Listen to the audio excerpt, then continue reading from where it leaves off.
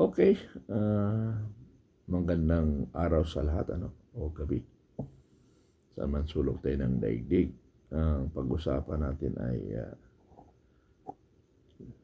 ang nangyayari sa ating bansa, lalong-lalo na sa nakarang eleksyon. Mayroong sinasabi si Ted Filon na kung saan ay bumaliktad na si Chairman Garcia. So tingnan natin kung ano ang katotohanan bago ako magbigay ng komento. Maging congressman ka, di ba?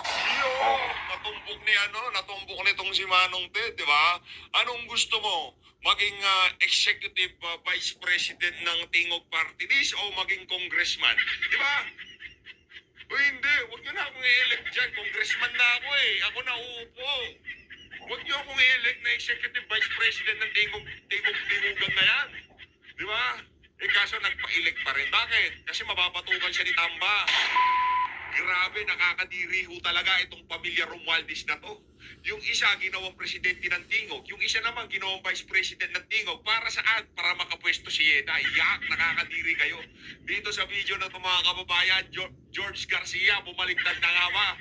Diyan sa interview niya na yan, dito kay Manong Ted Filon, yan ho ang pag-uusapan natin dito sa video na to. Pero bago ho yan mga kababayan, kung bago lang ho kayo sa PH Update, isang like at isang subscribe. Masaya na ho tayo dyan at sa mga gusto sumali sa ating community, yung joint button nandyan lang ho sa baba. Isa ho sa mga pag-uusapan natin dito sa video na to, yung nangyaring interview na yan, itong si George Garcia, dito kay Manong Ted Filon. Kaugnay pa rin ho sa iskandalong kinasasangkutan nitong si Yeta Romualdez. Anak ng tokwa, talagang ginawa ng paraan para makapwesto. Alam niyo ho ba, ang pamilya Romualdez, ilang seats na ho ngayon dyan sa House of Representatives? 3 na ho mga kababayan. Ganyan ho sila, kawalang delikadesa. Eto na ho, umpisaan ho natin ang ating talakayan sa pagpapaalala sa ating mga kababayan. Kung nahihirapan ho kayo mag-subscribe, iscan nyo lang ho yung QR code na yan sa baba para umabot na ho tayo ng 928,000 subscriber. Palakpakan, konting push na lang. Ang makakapag 928,000 subscribers sa atin, merong hug and kiss galing dito kay George Garcia. Joke lang. Ito na. Ano ba uumpisahan natin? Grabe, daming ngayon. Daming ganap sa social media, Ang dami ho. Ito. Dito muna ba tayo kay Tingog? Ito, Tingog na to. Ano rin to eh. Isang coops din to eh, di ba? Hindi, dito muna tayo kay Pastor Apollo Kibuloy.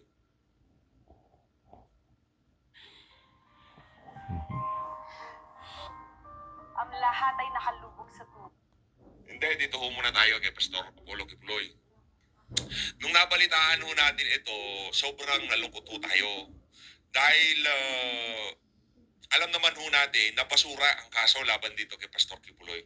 Kung paano ayaw tanggapin kung paanong ayaw makipagtulungan ng pamahalaan sa interim release nitong si dating Pangulong Rodrigo Duterte, hindi ho talaga tayo aasa dito na kahit katiting na hustisya para dito kay Pastor Kibuloy, makakamtan niya dito sa administrasyon na to. Kapit lang, Pastor Kibuloy. Kapit lang ho. Dahil darating din ho yung panahon na kung saan wala na hong makakapigil sa hustisya dito sa bansa na to. Ang ngayong mga panahon na to, mga huwes, imagine, Korte Suprema nga di ba? Doon sa petisyon para ideklarang unconstitutional itong budget ng 2025, mapahanggang sa ngayon, wala pa rin tugon ng Korte Suprema. Yung oral argument para doon sa, ano na yun, ano ba nangyayari sa Korte Suprema natin? Wala na, yung itlog ba nila, nasa lalamunan na nila, ganon? O kung nga mismong Korte Suprema hindi makakana dito sa administrasyon na to, panigurado ho tayo dito sa kinakaharap na pagsubok nitong si Pastor Apollo Kibuloy. Hindi ho siya makakakita ng hustisya kaugnay dyan sa mga kasong kinahaharap niya na kung saan alam naman natin binukay lamang ho para lamang meron silang magamit para maipakulong itong si Pastor Kibuloy. Alam ko dito sa PH Update, karamihan ng mga kasama natin dito ngayong mga panahon na to naliwanagan na lahat ng aligasyon, akusasyon o paratang dito kay Pastor Kibuloy Pawang konektado sa Okay, patuloy kay si Pastor Kibuloy. Alam naman natin na kaaway nila ng administrasyon. Bakit? Una ay may programa sila na anti-corruption o pinupunang kamalian. Pangalawa, sila ay against sa komunista, na kung saan ay gumawa ng paraan ang Partido Komunista na mag-connect kagad sa gobyerno na tirahin ang mga Duterte o Duterte-Kibuloy tandem. Mahirap na yan kasi baka nga magtandem yung dalawa, mahirapan na ang Marcos. So, humanap sila ng butas na sirain ang Kibuloy at sirain ang dating Pangulo. Ganyan kadumi ang administration ngayon. Ganon kadumi. Kaya wala tayong maasahan dito. Pamulitika lang talaga ang ginagawa ng Marcos administration. Ano? Biro mo yung investigation, ang daming perang inubos at oras, pero wala rin nangyari. Ayaw ko ba? Ang sarap talaga pag sasapukin, ano? Sa totoo lang, kayong mga naka-Marcos, ano? O mga kasama ko dati sa Marcos, kung ipinagtatanggol nyo ang dating Pangulo, wala akong magagawa kasi yun ang paniniwala nyo. Pero dapat, hindi kayo makikipag-away sa pumupuna.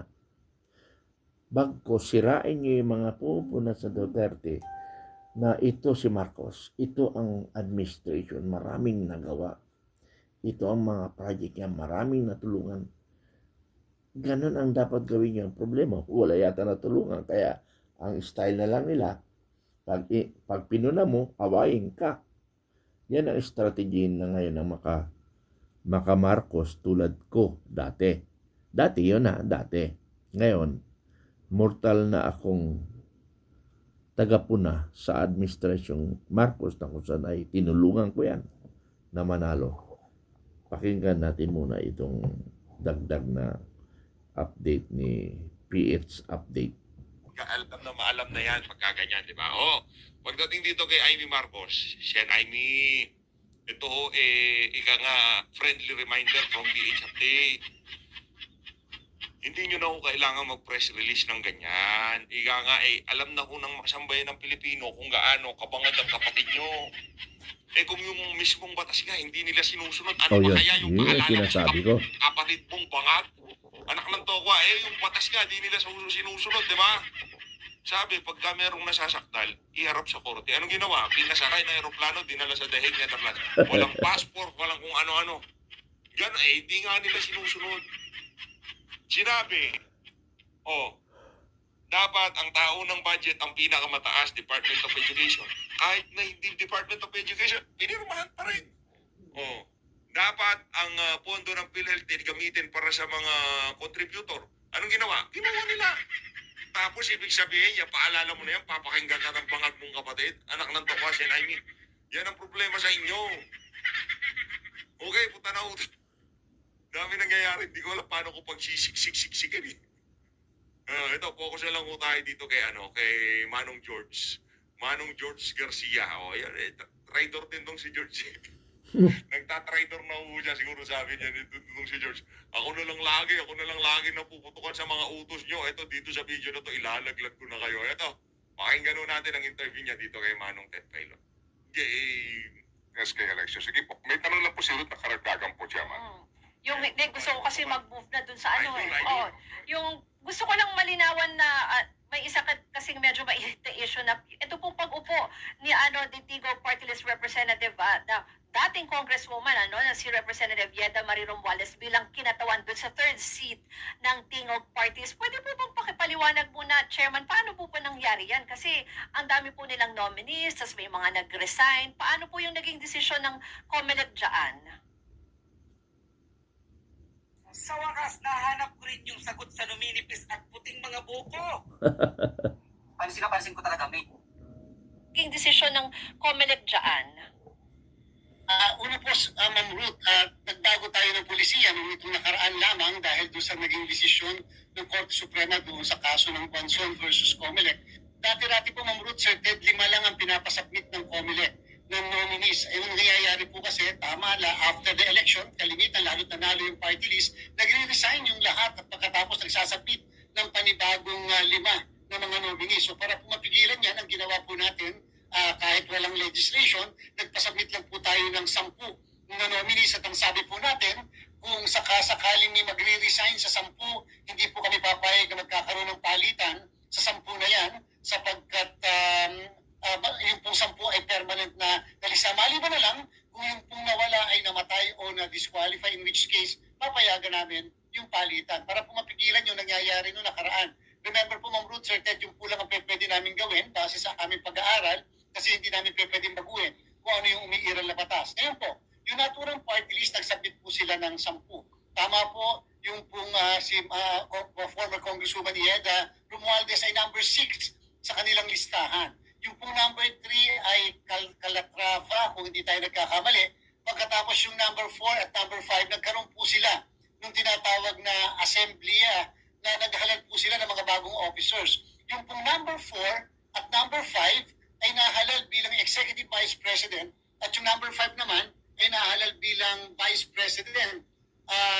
Therefore, nakalagay po sa kanilang Constitution and Bylaws na kapag ka nahalal bilang opisyal, hindi pwede maging Natawa yung mga nasa background nakatawa ang mag-over. nominado bilang nominee ng party list yung naturang mga opisyal ng kanilang party list. Yun naman pong number 3 ay nag-resign naman po. Kung kaya po yung number 6 ay kinakailangan tumaas as number 3. Take note, wala po itong substitution, wala pong nagbago doon sa listahan ng 10, kung hindi yung pong number 6 ay tataas. Kaagad po kami nakatanggap ng sulat o ng liham.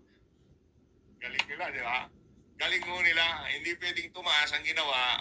Ito. Kayong dalawa na nasa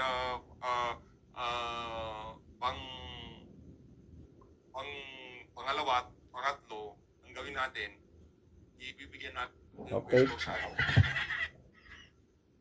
So, ganun. Medyo talagang dahil sa utos nga ni Speaker Romualdez ay mayroong pagbabago. Mayroong pagbabago. So, tingnan na lang natin ang susunod na kabanata at medyo nagtatagilid na si George Garcia. Mayroon kaming reklamo dyan nakapile kami na grupo kami nila Atty. Respicio. Nakita niyo naman yung press conference namin. Mayroon nakapile dyan. So, magsubaybay lang tayo at mayroon kaming action sa COMELEC at sa Congress. Ay hinihintay lang namin ang grupo namin. Maraming salamat.